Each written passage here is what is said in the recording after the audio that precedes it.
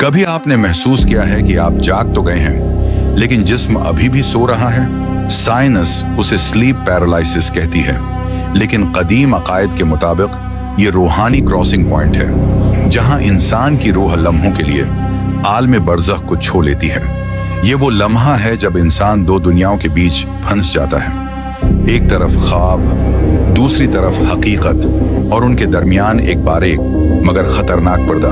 और जो लोग इस लम्हे को बर्दाश्त कर लेते हैं, वो जानने लगते हैं कि नींद महज आराम नहीं, ये रूह का रोजाना सफर है। दुनिया की हर तहजीब ने इस कैफियत को पहचाना है। कहीं उसे बूढ़ी चड़ील कहा गया, कहीं साया जो सीने पर बैठता है, और कहीं शैतान की नींद। लेकिन सच ये है, ये सिर्फ नींद नहीं, ये दरवाजा है। जब आपकी रूह जाग जाती है और जिस्म पीछे रह जाता है, तो पर्दा कमजोर हो जाता है। उसी लम्हे वो मखलूकात जाहिर होती हैं जो आम आंखों से कभी नहीं देखी जाती।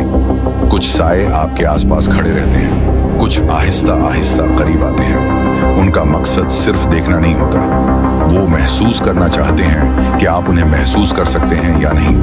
कदीम लोग कहते थे कि अगर तुमने इस हालत में चीखने या हिलने की कोशिश की तो तुम्हारी रूह को झटका लगता है, और अगर वो झटका जोर से लग जाए तो रूह वापस आने का रास्ता भूल जाती है।